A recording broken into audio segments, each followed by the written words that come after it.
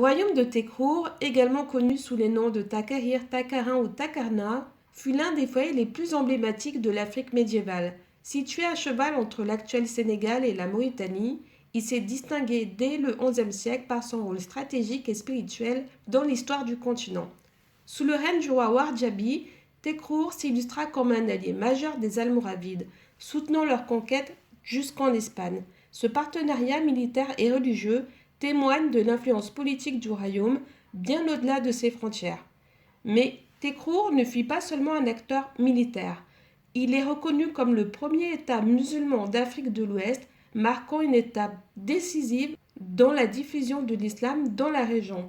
Sa renommée fut telle que pendant des siècles, tout musulman ouest-africain était désigné par le terme Tekrouri. Même Mansa Moussa, célèbre empereur du Mali au XIVe siècle, fut appelé Al-Takrouri, bien que Tekrour ne fût alors qu'une province de son empire. Aujourd'hui encore, des descendants de pèlerins ouest-africains établis dans la Corne de l'Afrique sont appelés Tekrouri, au point d'avoir donné naissance à une véritable ethnie Tekrouri, preuve vivante de l'héritage culturel et spirituel de ce royaume légendaire. Bien que le prestige du royaume de Tekrour soit largement reconnu, ses origines et en particulier la signification de son nom demeurent enveloppées de mystères. Plusieurs dynasties issues de groupes ethniques variés sahéliennes ont successivement régné sur ce royaume sans que le terme Tekrour ne trouve de sens clair dans les langues de ces peuples. Dans la deuxième partie de cette vidéo, nous tenterons de percer l'origine du nom Tekrour, une enquête qui nous mènera bien au-delà de la simple étymologie. Elle nous révélera des dynamiques migratoires anciennes entre l'Afrique du Nord et l'Afrique de l'Ouest et offrira un éclairage nouveau sur les circulations culturelles et politiques qui ont façonné l'histoire du continent.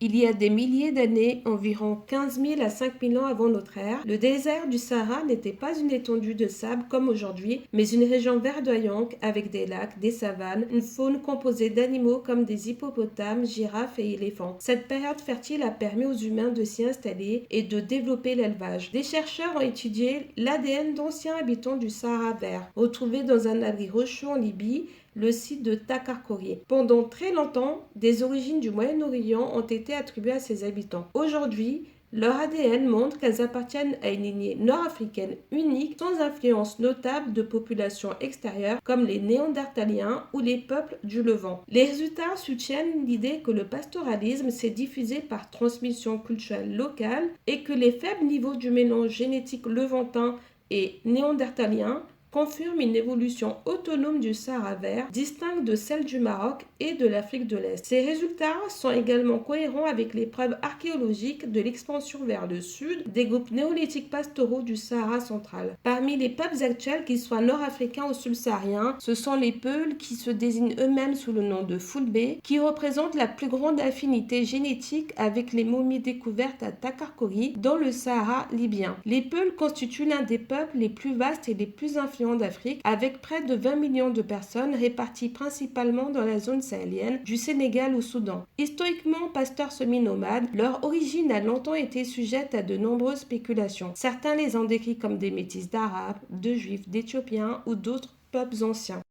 Cependant, les études génétiques récentes ont permis de clarifier leur héritage. Les Peuls possèdent majoritairement un ADN ouest-africain, enrichi d'un ancien ADN nord-africain, distinct de celui des Amaziques berbères. Les résultats obtenus à Takarkory viennent renforcer cette hypothèse en relevant une continuité génétique entre les populations sahariennes anciennes et les Peuls contemporains.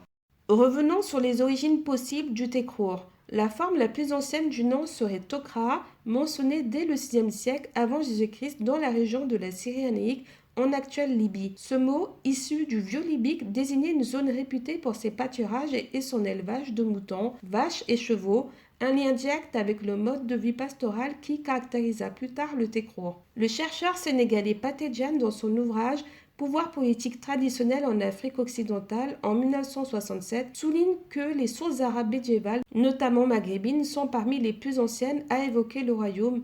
Ainsi, en 891, Yacoubi parle des Sanhaja et des Tadkarir dans son Kitab al-Buldan. En 951, al-Masoudi mentionne explicitement le Tekrour. Au XIe siècle, El-Bekri rassemble de nombreuses informations sur le royaume, reprises plus tard par El-Idrissi. L'explorateur suisse Jean-Louis Burtak propose une autre piste. Selon lui, le mot Takharar d'origine arabe signifierait purifier, en référence à la foire des pèlerins ouest-africains connus pour leur piété et leur attachement au pèlerinage. Chez les Touaregs Aoulimiden, certains groupes furent appelés Takarkori. Pour eux, le terme ne désigne ni une ethnie, ni un territoire précis, mais plutôt un carrefour culturel, une fonction d'intermédiaire entre sociétés. Dans de nombreux manuscrits anciens conservés dans les bibliothèques du Sahara, du Sahel et de l'Afrique de l'Ouest, le nom Tekour apparaît tantôt comme une région, tantôt comme une ville ou encore comme un peuple, souvent aux contours flous et changeants. Des savants ouest-africains comme Mohamed Bello utilisaient le terme Bilad al-Tekour pour désigner l'espace connu aujourd'hui comme étant le Sahel. Malgré les nombreuses recherches, le nom Tekour conserve encore ses zones d'ombre et son origine exacte reste incertaine. Toutefois, les études génétiques menées sur le site de Takarkori dans le sud de la Libye ont révélé des liens avec les Peuls. Ces découvertes offrent de nouvelles pistes de réflexion sur les migrations anciennes. Personnellement, je pense que le nom Tekour serait la trace vivante d'un ancien toponyme libyque transmis et transformé au fil des siècles, des plaines de la Syrie anaïque jusqu'aux rives du fleuve Sénégal.